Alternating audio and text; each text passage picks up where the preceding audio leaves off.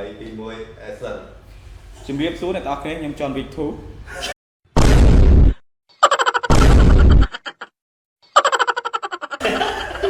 ចូលវាចូល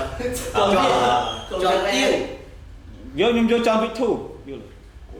អូខេ និចណែអីខ្លាយប្រៃអីយកចឹងទៅតើយកបាច់ទៅអូខេ tập lên សួស្តីអ្នកនរគ្នាខ្ញុំចនវិធូនិយាយមកខ្លាយតែគេឡាទៅ 3 2 1 action អូខេជំរាបសួរអ្នកនរគ្នាខ្ញុំ SVP ហើយថ្ងៃនេះផងដែរក៏សូមញ៉ាំជំរាបសួរអ្នកនរគ្នាផងដែរហើយថ្ងៃនេះចង់អីគេ 2 1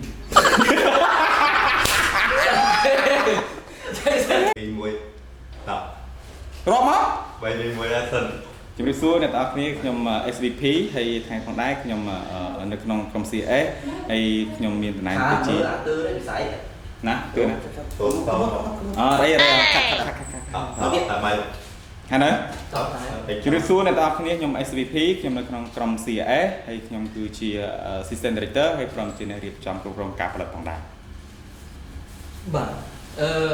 អាចរៀបរាប់ពីដំណើរការនៃការរៀបចំការផលិតក្នុងរឿង The Action ជំរាបសួរខ្ញុំបាទនិកយុទ្ធ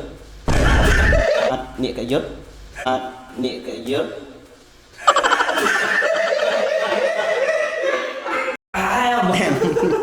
សូមក្រោយមានញ៉ៃៗណា tập record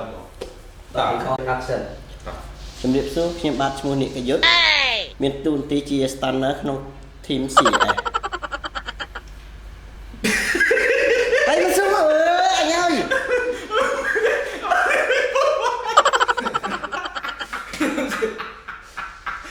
អ